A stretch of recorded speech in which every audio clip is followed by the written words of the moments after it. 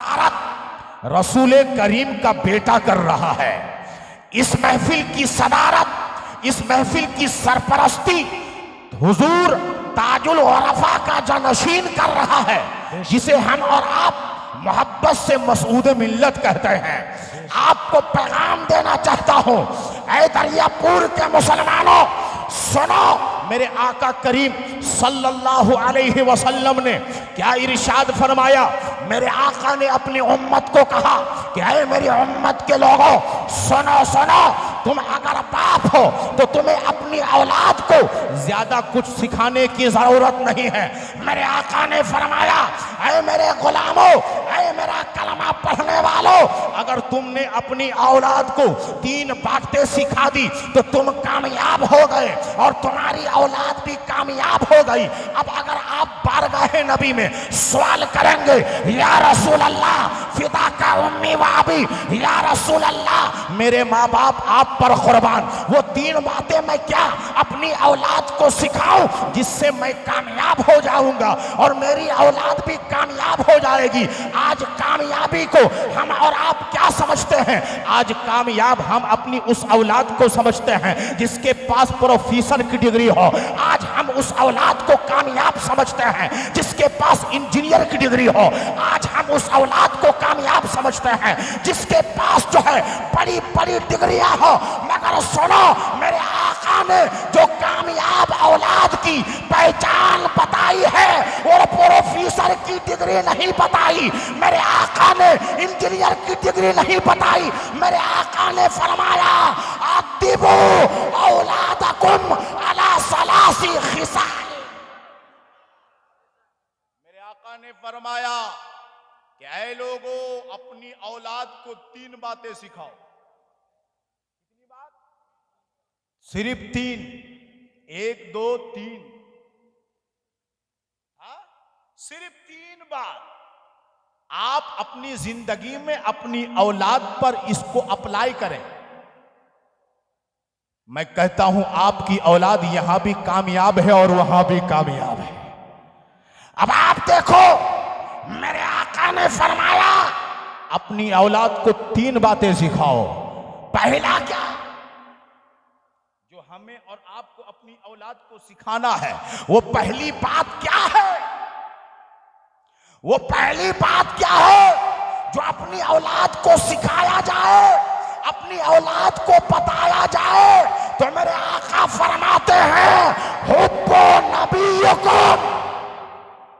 मेरे आका फरमाते हैं, ऐ लोगों, तुम्हें अपनी औलाद को इधर उधर की बातें सिखाने की जरूरत नहीं है। ऐ लोगों, सबसे पहले तुम अपनी औलाद को अपने नबी की मोहब्बत सिखाओ। अपनी औलाद को नबी का आशिक बनाओ, अपनी औलाद को नबी का दीवाना बनाओ, अपनी औलाद को नबी का मस्ताना बनाओ, अपनी औलाद को नबी का दीवाना बनाओ और ऐसा दीवाना बनाओ कि आला हजरत की ज़बान में आपका बच्चा बच्चा पुकार उठे कि सबसे औला वो आला हमारा नबी, सबसे बाला वो वाला हमारा नबी, और सारे अच्छों में अच्छा समझिए जिसे है, उस अच्छे से अच्छा हमारा नबी। सब चमक वाले उजलों में चमका किए, अंधे शीशे में चमका हमारा नबी, और गमज़दों को रज़ा मुस्ता दीजिए कि है बेकसों का सहारा हमारा नबी। सुभान अल्लाह, सुभान अल्लाह। नारे तकबीर, नारे रिसालत। हजरत अल्लामा मौलाना मुफ्ती शब्बीर राजमहली, नारे तकबीर, नारे रिसालत। सबसे पहले क्या सिखाना है? ये वसीयत है, वसीयत, जिसको मैं नसीहत के तौर पे बयान कर रहा हूं। बेशक ये नबी की वसीयत है। अपनी औलाद को सबसे पहले किसका आशिक बनाना है? नबी का आशिक, नबी का दीवाना। सबसे पहले अपनी औलाद को नबी का दीवाना बनाओ। गोया कि मेरे आका ने अपनी उम्मत को यह पैगाम दिया कि ऐ लोगों, जब तुम्हारी औलाद इस दुनिया में आए, आंखें खोलने लगे, जब तुम्हारी औलाद को थोड़ा सा शऊर आने लगे, तब तुम्हारी औलाद कुछ समझने लगे, तो तुम उसे गाना मत सुनाना, तुम उसे गीत मत सुनाना, तुम उसे इधर उधर की कहानियां मत सुनाना, बल्कि सबसे पहले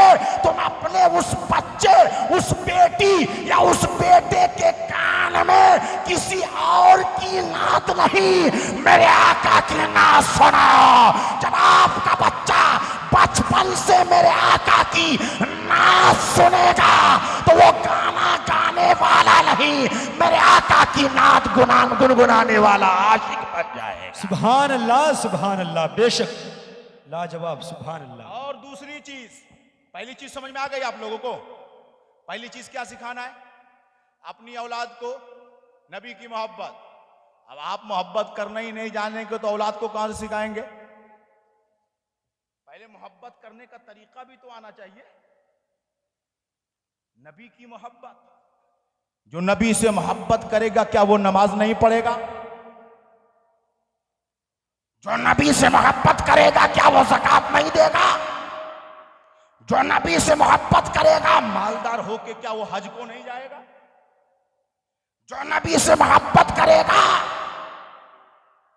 क्या वो गरीबों की इमदाद नहीं करेगा?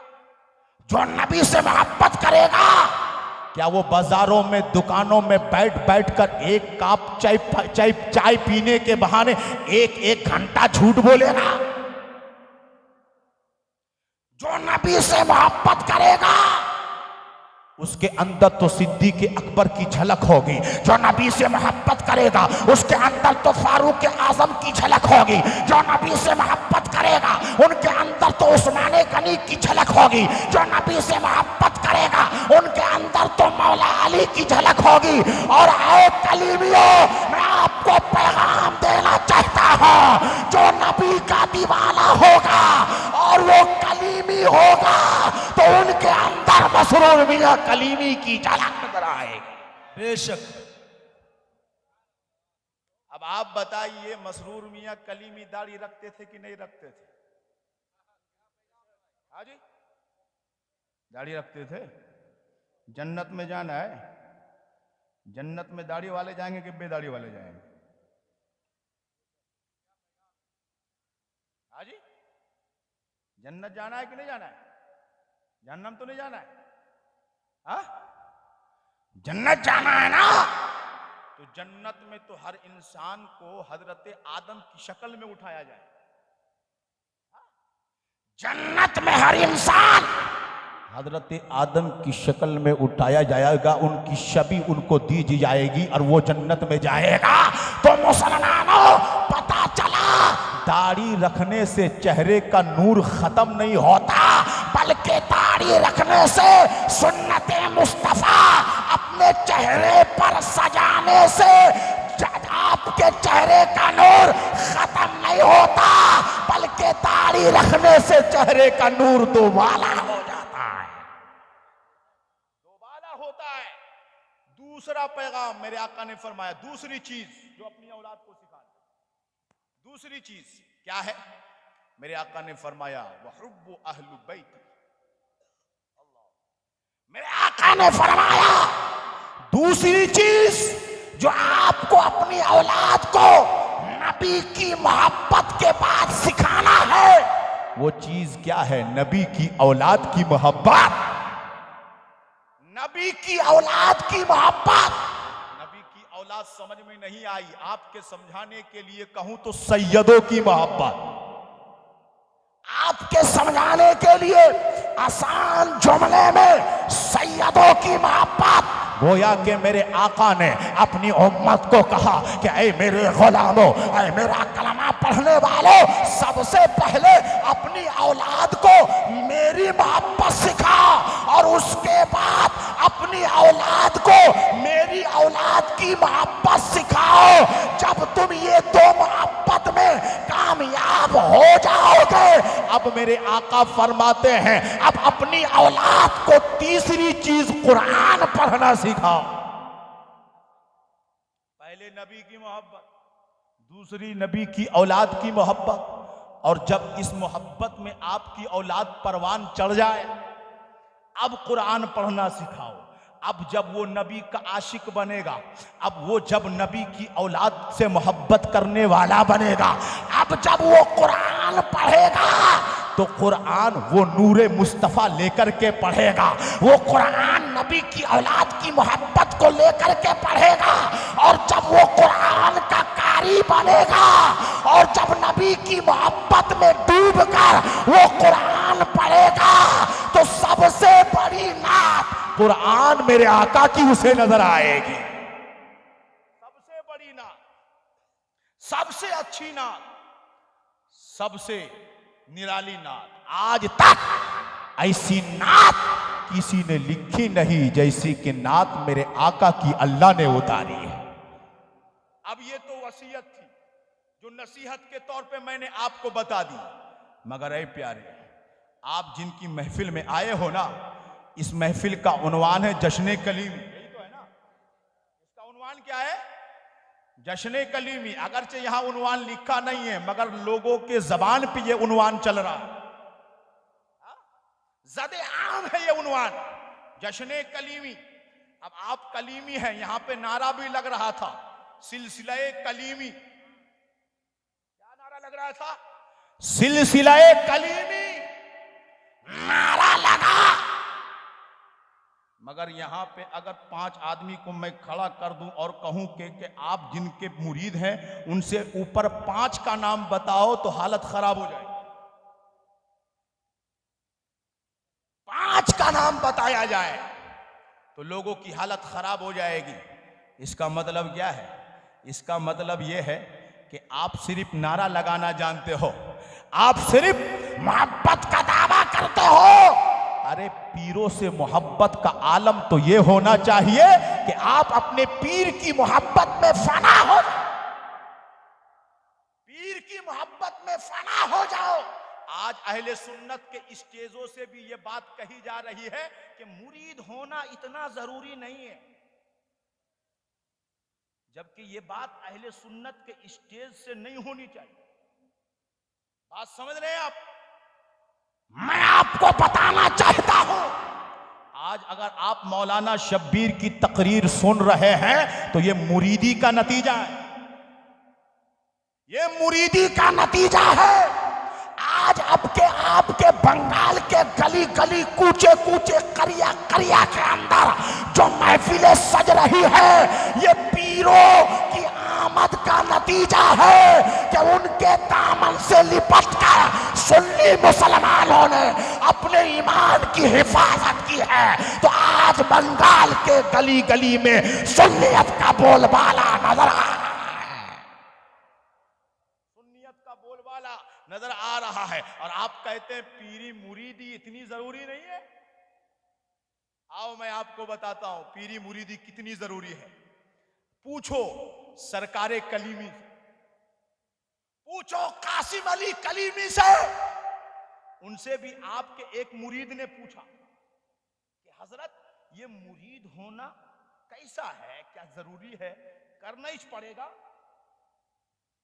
अब सुनो, मसला तो यह है कि यह मुस्ताहब है, मसला तो यही है कि ये अच्छा काम है, जैसे मिलाद मनाना अच्छा काम है। मगर हर साल हम मिलाद मनाते हैं, हर साल जुलूसे मिलादुन नबी निकालते हैं, ये अच्छा काम है। वैसे ही मुरीद बनना अच्छा काम है, मगर इसकी बरकत बहुत ज्यादा, इसकी बरकत बहुत ज्यादा। कासिम अली कलीमी से पूछ लिया गया कि हुजूर जरा इतना तो बताइए कि मुरीद होना कैसा है, क्या मुरीद होना कुरान से साबित? क्या मुरीद होने की दलील कुरान में मौजूद? अब कासिम अली कलीमी ने दलील मुरीद होने की कुरान से दिया, कुरान से दिया, कुरान से। कासिम अली कलीमी इतने बड़े आलिम हैं प्यारे, इतने बड़े आलिम हैं कि उनका इल्म पढ़ने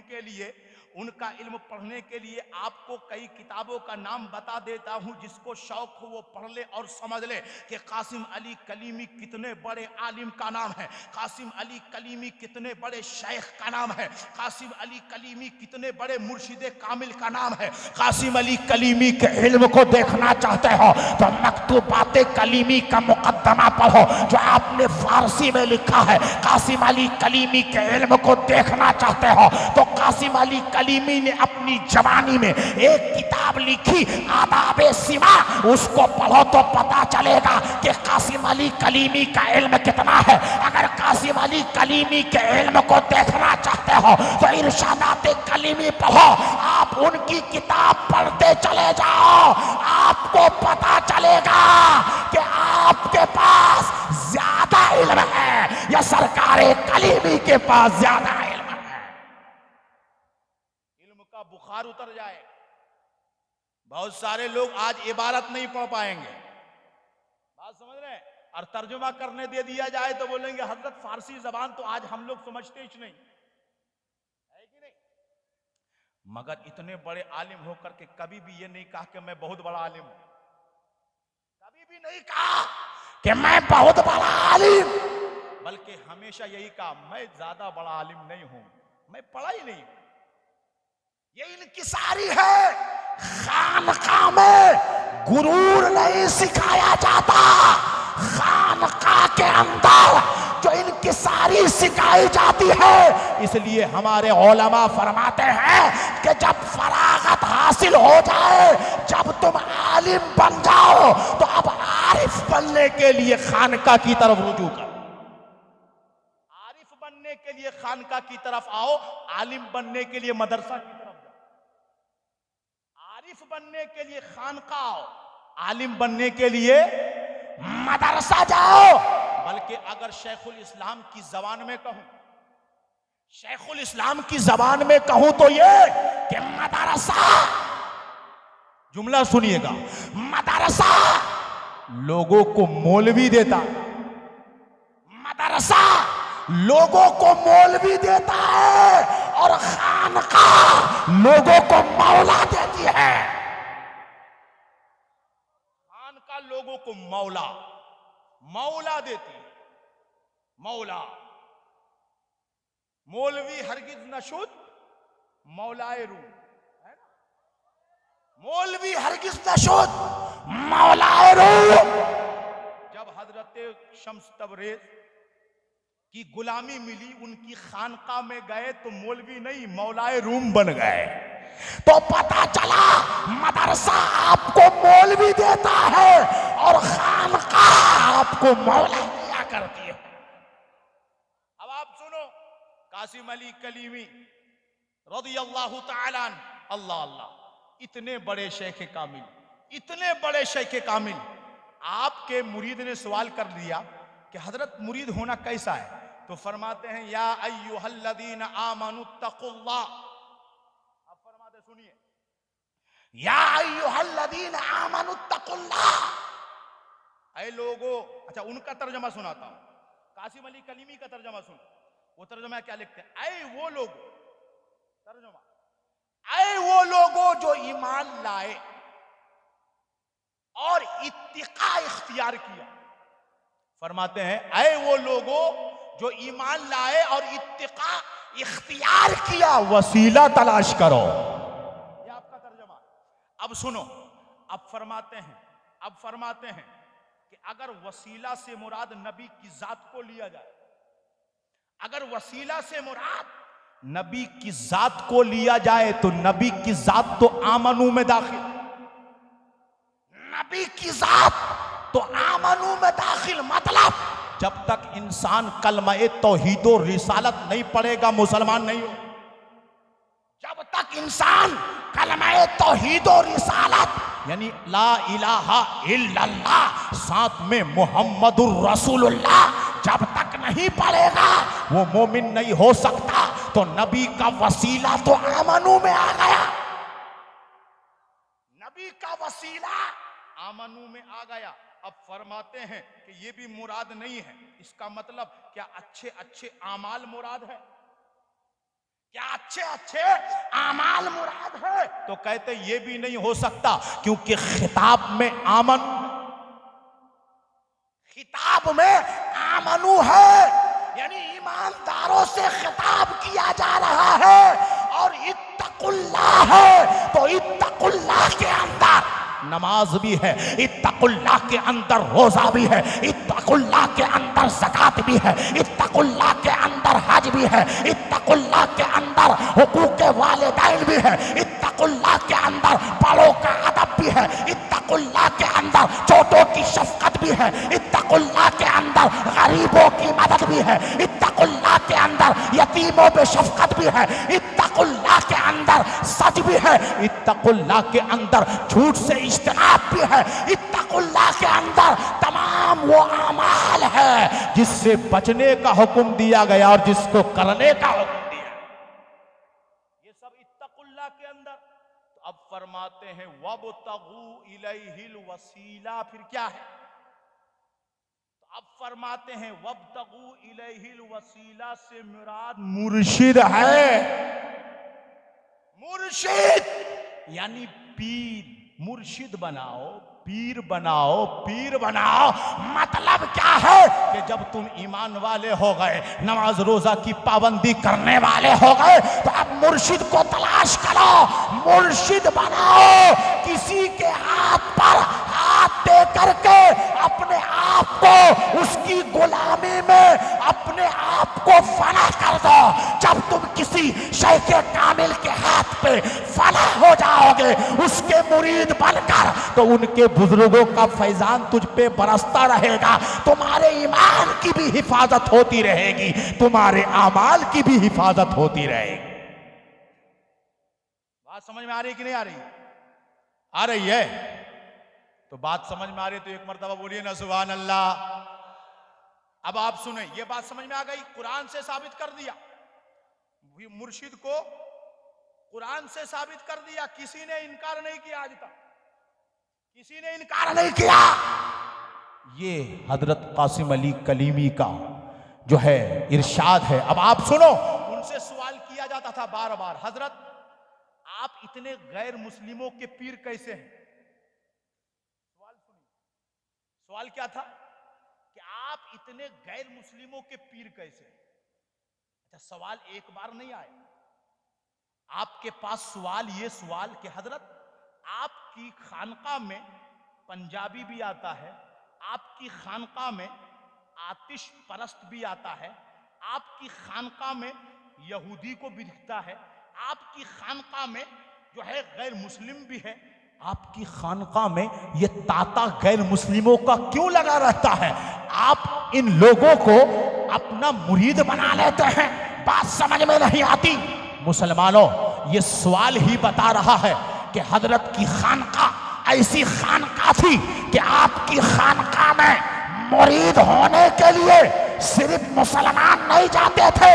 हजरत कासिम अली कलीमी उस पीर का नाम है कि आपकी खानका में मुरीद होने के लिए आग के पुजारी भी जाया करते थे, आग के पुजारी भी जाया करते थे। अब आप अपने मुरीद को, उनके मुरीद ने एतराज किया था, उनके मुरीद ने, हजरत इतने सारे लोग जाते हैं, क्योंकि वो मुरीद अभी फना फिश शेख की मंजिल पे फाइज नहीं था, यानी हजरत की उतनी कुर्बत उनको नहीं मिली थी। और हजरत की कुर्बत मिलेगी भी कैसे? हजरत ने अपने मुरीदों को तरबियत कैसी दी है? मैं सिर्फ इशारा करता हूं, टाइम नहीं है, इशारा करता हूं। एक मर्तबा आप पेशावर में थे, कहां? पेशावर का नाम सुना? नहीं सुना? नाम सुना पेशावर का? ये अभी पाकिस्तान में पड़ता है। कहां? पाकिस्तान में, पेशावर। आप वहां में थे, दौरे में थे, जैसे आज मसूद मियां कलीमी दौरे में है ना, और लगभग 1 महीना होने को आया। इसी बंगाल का दौरा आज ही मैंने पढ़ा है, आज ही मैंने मुताला किया, तो मेरे नॉलेज पे आई ये बात कि एक मर्तबा बंगाल का दौरा 29 दिन खुद कासिम अली कलीमी ने किया है। कितने दिन? 29। इतना बड़ा दौरा, गोया के पता चल रहा है कि मसूद मियां कलीमी किसी और के मिशन पे काम नहीं कर रहे हैं, कासिम अली कलीमी के मिशन पे काम कर रहे हैं, कासिम अली कलीमी के मिशन पे काम कर रहे हैं। दौरा वैसा ही हो रहा है। अब सुनो, पेशावर पे आप मौजूद, एक आपके पेशावर में मुरीद थे जो सैयद साहब थे। क्या थे? सैयद मुरीद, सैयद साहब। तो अल्लाह ने उनको इज्जत दी थी, क्योंकि तेरी नस्ल पाक में है बच्चा बच्चा नूर का, तू है ऐने नूर, तेरा सब घराना नूर का। तो हजरत कासिम अली कलीमी उनको इज्जत देते थे, कुर्सी पर बिठाते थे, कुर्सी पर बिठाते थे और वो कुर्सी पे बैठते भी थे, क्योंकि हजरत का हुक्म होता था। तो जब भी आपका वहां दौरा होता, उस मुरीद साहब को आप कुर्सी पर बिठाते थे। मगर एक मर्तबा आप जब दौरे पर गए तो आपके शहजादे भी आपके साथ थे। कौन थे? आपके शहजादे। उनका नाम था सैयद हामिद महमूद कलीमी। क्या नाम था? सैयद हामिद महमूद कलीमी, आपके बड़े शहजादे जो उस वक्त आलिम भी होते और बहुत बड़े इल्म वाले थे। खुद आपने भी मकतूब लिखा है अपने वालिद की तरफ से, आप पढ़ सकते हैं। बहरहाल तो मैं आपको पैगाम देना चाहता हूं, जब सैयद हामिद महमूद आपके शहजादे आपके साथ गए तो वो सैयद साहब जो आपके मुरीद थे, उन्होंने कहा भाईजान आइए। क्या कहा? भाईजान आइए। तो हजरत ने सबके सामने तो नहीं डांटा उन्हें, मगर खत लिखा। अब सुनो, खत लिखा और कहा कि सैयद साहब बात बहुत अच्छी है, आप मेरे मुरीद हो, मैं आपसे मोहब्बत करता हूं क्योंकि हम दोनों का खानदान है, मगर हूं मैं आपका मुरीद, आपका मुर्शिद। आप मेरे मुरीद हो, मैं आपका मुर्शिद, आप मेरे मुरीद। ये तो आपने मैं तो इस लायक नहीं था, मगर आपने मुझे मुर्शिद बनाया। मैं तो इस लायक नहीं था, मगर आपने मुझे मुर्शिद बनाया। और जब मुर्शिद बना लिया है, कहते हैं जब मुर्शिद बना लिया तो अब मुर्शिद की मोहब्बत ऐसी होनी चाहिए कि उस मुर्शिद के दरबार में घूमने वाला जो कुत्ता है, अब क्या फरमाते हैं, उस मुर्शिद के दरबार में घूमने वाला जो कुत्ता है, उस कुत्ते के बराबर भी कोई मुरीद अपने आप को समझे तो उसको मुर्शिद का फैज नहीं मिले। बात समझ में गुजार रही है? बहुत बड़ी बात कर रहा हूं मैं। हाँ, बहुत बड़ी बात।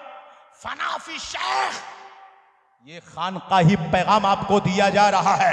सुनो, फरमाते हैं कि उस मुर्शिद के दरबार में जो कुत्ता रहता है, उसके बराबर भी अगर मुरीद ने अपने आप को समझ लिया तो मुर्शिद का फैजान उसे नहीं मिलेगा। कामिल फैजान नहीं मिलेगा। और तुम मेरे शहजादे को अपना भाई कहते हो, मेरे शहजादे को अपना भाई कहते हो, क्या मतलब? मतलब यह हुआ कि अगर आपके पीर का बेटा, आपके पीर का शहजादा आपसे उम्र में छोटा हो, फिर भी आपका आका है, फिर भी आपका आका है, क्योंकि उनके ऊपर आपके पीर का साया है, आपके पीर का वो जानशीन बनने वाला है। आपका रिश्ता गुलामी का है और उस बेटे का रिश्ता डायरेक्ट उनसे जुड़ा हुआ है। इसलिए उनको भाई मत कहो, मगर ये तो पीर के बेटे को भाई कहने से मना किया कासिम अली कलीमी ने। पीर के बेटे को भाई कहने से मना किया गया, मगर आज बात समझ रहे हैं, मैं सिर्फ इशारा कर रहा हूं। आज कुछ दाढ़ी रखने वाले और जालीदार टोपी पहनने वाले मेरे आका को बड़ा भाई कहते हैं। अब बात समझ में नहीं आ रही आपको? आज जो है कुछ लोग मेरे आका को बड़ा भाई कहते हैं। कासिम अली कलीमी ने पैगाम दिया, ऐ लोगों, जब मुर्शिद के बेटे को भाई कहना अदब के खिलाफ है, जब मुर्शिद के बेटे को भाई कहना अदब के खिलाफ है, तो नबी को भाई कहना, नबी को भाई कहना क्या अदब के खिलाफ नहीं होगा? इसलिए हम कहते हैं ये जितने वहाबी हैं ना, ये बेअदब है, इनको अदब नहीं मिला। और ये बेअदब क्यों हो गए? क्योंकि इनका मुर्शिद नहीं है। ये बेअदब इसलिए हो गए कि इनके मुर्शिद नहीं है। अगर मुर्शिद होते तो मुर्शिद का अदब करते। जब मुर्शिद का अदब करते तो मुर्शिद के आका का कितना अदब करते, मुर्शिद के आका का मैं आपको एक बात और भी बता दूं, एक मर्तबा सैयद कासिम अली कलीमी ने एक खत में लिखा कि ना मैं वहाबी हूं। अब सुनो, ये सब बातें आपने नहीं सुना होगा, पैगाम दे रहा हूं मैं। फरमाते ना मैं वहाबी हूं और ना मैं बिदअती हूं। क्या फरमाया? ना मैं वहाबी ना मैं बिदअती। क्या मतलब? ना मैं वहाबी हूं, ना मैं राफजी हूं, ना मैं शिया हूं, ना मैं चकड़ालवी हूं, ना मैं कादियानी हूं, ना मैं किसी और बदमजहबियत से ताल्लुक रखता हूं। आप अगर हजरत कासिम अली कलीमी के दरबार में आलमे तसव्वुर में सवाल करेंगे कि ऐ कासिम अली कलीमी जरा इतना तो बताइए, आपने इतना तो लिखा कि आप ना वहाबी हैं, आप ना बिदाती हैं, फिर आप क्या हैं? तो कासिम अली कलीमी की रूहानियत आपको जवाब देगी, ऐ लोगों, मैं हजरत कलीमुल्लाह जहानाबादी पर फना हूं। कलीमुल्लाह जहानाबादी पर फना हूं। और कासिम अली कलीमी जिस जात पर फना थे, हजरत कलीमुल्लाह जहानाबादी, उनकी एक किताब का नाम है माला बुद्धा कलीमी। क्या नाम है? क्या नाम है जी? माला बुद्धा कलीमी। उसमें क्या फरमाते हैं? पहला सबक हजरत कलीमुल्लाह जहानाबादी ने पहला सबक दिया, ऐ लोगों, इल्म 3 तरीके का होता है। इल्म कितने तरीके का होता है जी? ये सारे अहले इल्म की महफिल है, इसलिए ये काम की बात है ना। आप लोग तो अहले इल्म से मोहब्बत करने वाले हैं, बोलो ना सुभान अल्लाह। अब सुनो, फरमाते इल्म 3 तरीके का है और तीनों फर्ज है। अल्लाह, इल्म 3 तरीके का है, तीनों फर्ज है। इल्म तौहीद, पहला इल्म तौहीद, दूसरा इल्म शरीयत और तीसरा इल्म सिर।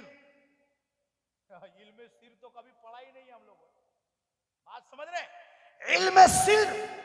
आप फरमाते हैं कि मुकम्मल सीखना आपके ऊपर जरूरी नहीं, सबको मुकम्मल सीखना जरूरी नहीं, बल्कि फरमाते हैं कि तुम कम से कम इतना इल्म सीख जाओ कि अल्लाह एक है, अल्लाह वहदहू ला शरीक है, उसका कोई शरीक नहीं है, उसका कोई हमपल्ला नहीं है, उस जैसा कोई नहीं है, वो यकता है, अल्लाह मालिक है, अल्लाह राज़िक है। उसके बाद फरमाते हैं तुम्हें कम से कम इतना इल्म होना चाहिए या तुम्हारा अकीदा ऐसा होना चाहिए जो अहले सुन्नत व जमात का अकीदा। क्या है? अहले सुन्नत व जमात का अकीदा। तो गोया के कासिम अली कलीमी ने फरमाया ना मैं वहाबी ना मैं बिदअती, बल्कि मैं अहले सुन्नत हूं, बल्कि मैं अहले सुन्नत। तो आपके मुरीद ने सवाल किया कि आपके दरबार में सब लोग क्यों आते हैं? अब बात खत्म करने लग गया हूं। आपके दरबार में सारे लोग क्यों आते हैं? आतिश परस्त भी आता है, आग का पुजारी भी आता है, गैर मुस्लिम भी आता है, आपके दरबार में सारे लोग क्यों आते हैं? तो अब फरमाते हैं एक बात बताओ कि तुम हमारे दरबार में अगर गैर मुस्लिम आता है, आग का पुजारी आता है, तो तुम सवाल कर रहे हो, मगर मुसलमान नमाज नहीं पढ़ता। क्या फरमाते हैं?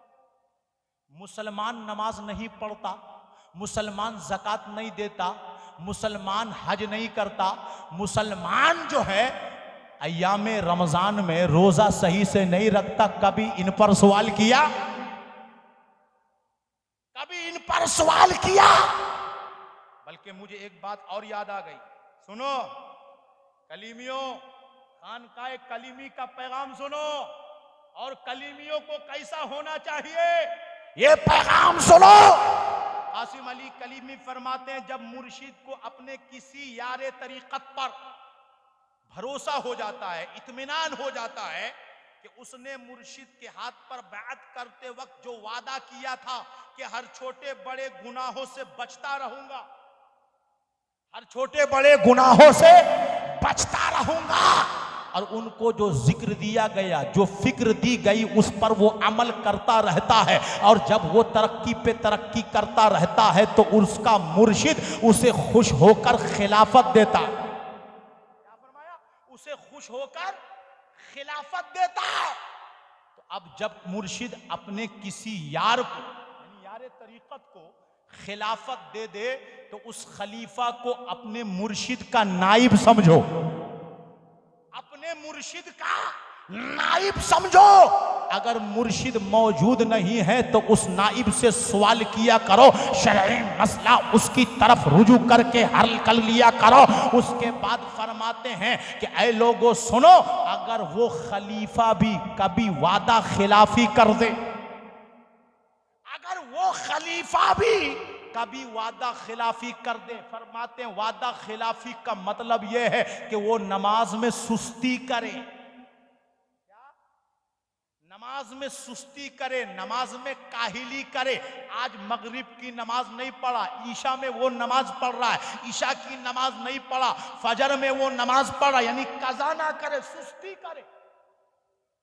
मगर नमाज पढ़ता हो, मगर नमाज में काहिली करता हो, सुस्ती करता हो, वो भी कभी कभी, कभी कभी सुस्ती करता हो, हमेशा सुस्ती नहीं करता हो, कभी कभी सुस्ती करता हो, कभी कभी काहिली करता हो। तो अब फरमाते हैं वो खलीफा ना रहा, क्या फरमाते हैं, वो खलीफा ना रहा। उससे मुरीद होना तो दूर की बात है, ये पूछो कि उनकी बात भी बाकी है कि नहीं। ये पूछो कि उनकी बात भी बाकी है कि नहीं। तो एक खलीफा अगर नमाज में सुस्ती करे तो कलीमी पैगाम यह है कि उनकी खिलाफत खत्म हो जाती है जब आप मसरूर मियाँ कलीमी से बैत हुए थे, या जब आप दूल्हा मियाँ कलीमी से बैत हुए थे, या आप जब मसूद मियाँ कलीमी से बैत हुए थे। अच्छे तरीके से बताना प्यारे, तब से आज तक आपने नमाज कितनी मर्तबा छोड़ी है। काहिली की तो दूर की बात है, किसी ने 5 वक्त की तो दूर की बात है, किसी ने 5 साल से नमाज नहीं पढ़ी, किसी ने 10 साल से नमाज नहीं पढ़ी, किसी ने 15 साल से नमाज नहीं पढ़ी, किसी ने 20 साल से नमाज नहीं पढ़ी। इसलिए प्यारे मुसलमानों, कलीमी पैगाम यह है, खानका है कलीमी का पैगाम यह है कि तुमने अपने पीर से जो वादा किया है कि हर छोटे बड़े गुनाहों से बचता रहूंगा, नमाज छोड़ना छोटा गुनाह नहीं है, गुनाह कबीरा है। इसलिए अगर तुम सच्चे कलीमी बनना चाहते हो, जब जब नमाज का वक्त आए, कहीं और जाने की जरूरत नहीं, मस्जिद जाने की जरूरत, कहीं और जाने की जरूरत नहीं, आपको मस्जिद जाने की जरूरत है। मस्जिद जाकर के मस्जिद को आबाद करो। तो पहला पैगाम तो ये दिया कि मुसलमान नमाज नहीं पढ़ता, मुसलमान रोजा नहीं रखता, मुसलमान ज़कात नहीं देता, मुसलमान हज नहीं करता। आपने कभी इन मुसलमानों से पूछा है कि कैसे मुसलमान हो? मेरी खानका में अगर गैर मुस्लिम आ गया तो सवाल करते हो, मेरी खानका में अगर गैर मुस्लिम आ गया तो सवाल करते हो, उसके बाद एक पैगाम देते हैं। आजकल तो बहुत सारे लोग अपने पीर को खुदा कहते हैं। ये पैगाम कौन ने दिया है? ये पैगाम हजरत कासिम अली कलीमी ने दिया। उस जमाने में बहुत सारे लोग अपने पीर को खुदा कहते थे, तो कासिम अली कलीमी ने कहा इनसे सवाल करो ये मुसलमान है कि नहीं। गोया के पता चला कलीमियों का पैगाम या खानकाहे कलीमी का पैगाम ये नहीं है कि मुर्शिद को खुदा समझा जाए, बल्कि कलीमी खानका का पैगाम यह है खुदा को खुदा समझा जाए, बंदे को बंदा समझा जाए। खुदा को खुदा समझा जाए, बंदे को बंदा समझा जाए। उसके बाद फरमाते हैं, आपने इनसे कभी सवाल किया? बहुत सारे लोग अपने, अभी मैं पैगाम दे रहा हूं, सिर्फ किनका पैगाम दे रहा हूं? सरकारे कासिम अली कलीमी का पैगाम दे रहा हूं। सरकारे कासिम अली कलीमी कौन है?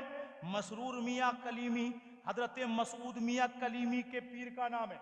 मसरूर मियाँ कलीमी के पीर का नाम सैयद हुसैन मियाँ कलीमी है, जिनको आप लोग दूल्हा मियाँ कलीमी के नाम से जानते हैं। उनके पीर का नाम सैयद कासिम अली कलीमी है। उनके पीर का नाम सैयद जुबैर चिश्ती है। उनके पीर का नाम शरफुद्दीन चिश्ती है। उनके पीर का नाम हसनु मुहद्दिस दहलवी है। उनके पीर का नाम फखरुद्दीन चिश्ती है।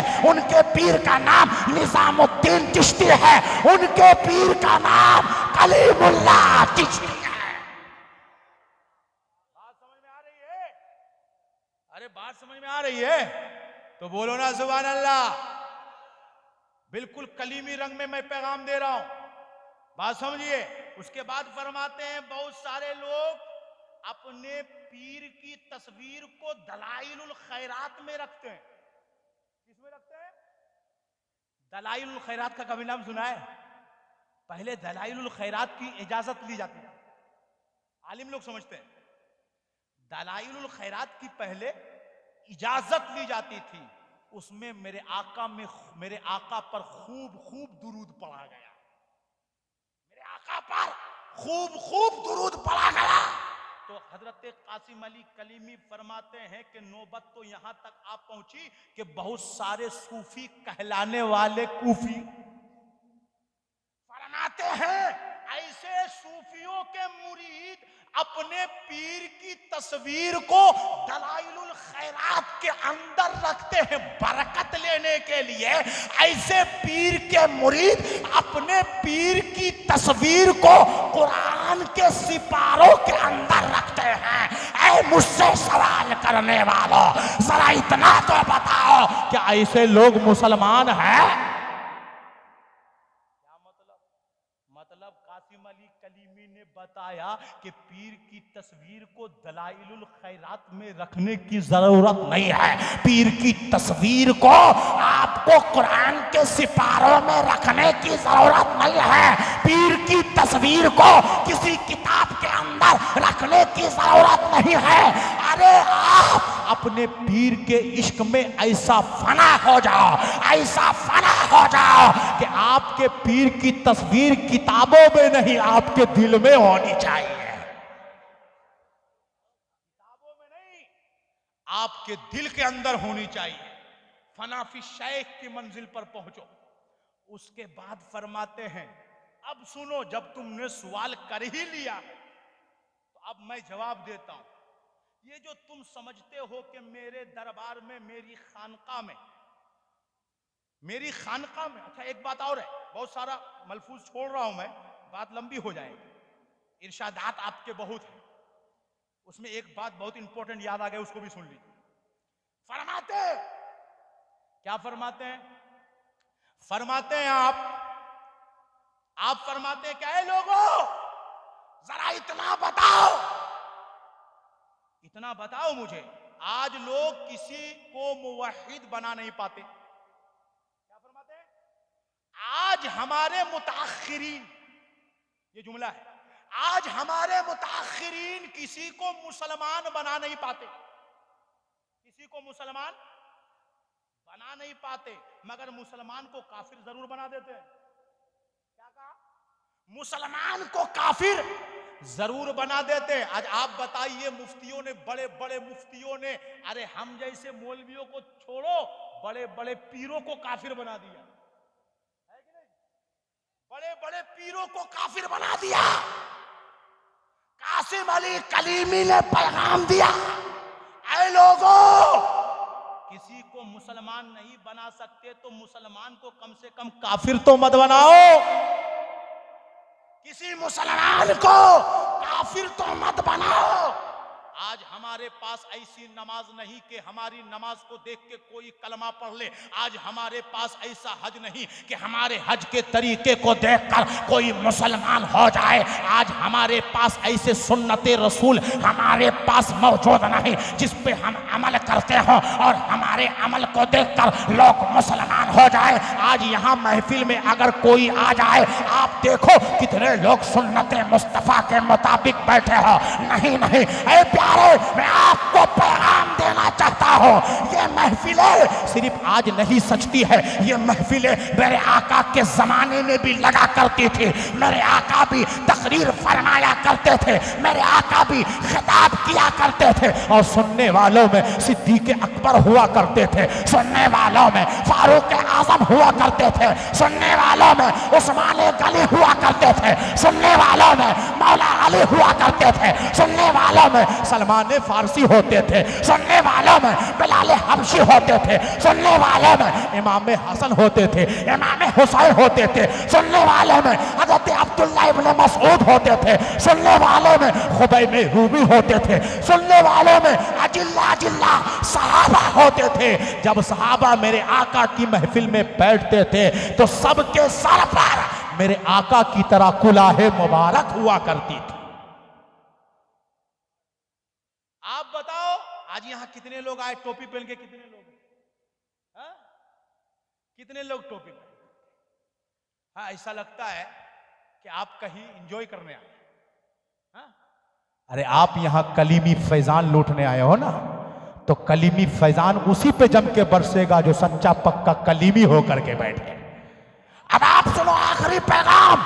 हजरत सैयद कासिम अली कलीमी फरमाते हैं कि ऐ लोगों, अगर तुम किसी को मुसलमान नहीं बना सकते तो किसी को काफिर में मत बनाओ। अब तुम एतराज करते हो कि मेरी खानकाह में आग का पुजारी क्यों आता है, मेरी खानकाह में सिख क्यों आता है, मेरी खानकाह में ईसाई क्यों आता है, तो सुनो, मेरी खानकाह में आता ईसाई जरूर है, मेरी खानकाह में आता पुजारी जरूर है, मेरी खानकाह में आता गैर मुस्लिम जरूर है, वो आता है गैर मुस्लिम होकर, मगर कासिम के पास जाता है मुसलमान होकर।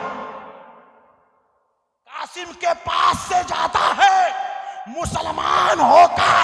तो आपका सिलसिला रिश्ता, आपका सिलसिला कलीमी, उस सिलसिले का नाम है कि सरकारे कलीमी के दरबार में एक गैर मुस्लिम नहीं बल्कि लाखों गैर मुस्लिम आकर ईमान की दौलत से माला माल होकर के गए हैं। कासिम अली कलीमी ने पैगाम दिया है, ऐ लोगों, हमारा रिश्ता काफिर बनाने वालों से नहीं है, हमारा रिश्ता मुसलमान बनाने वालों से है, हमारा रिश्ता ईमान की दौलत बांटने वालों से है, हमारा रिश्ता नफरत का नहीं है, हमारा रिश्ता मोहब्बत का रिश्ता है। वाखिरु दावाना अनिल हम्दुलिल्लाहि रब्बिल आलमीन। अस्सलामु अलैकुम व रहमतुल्लाह।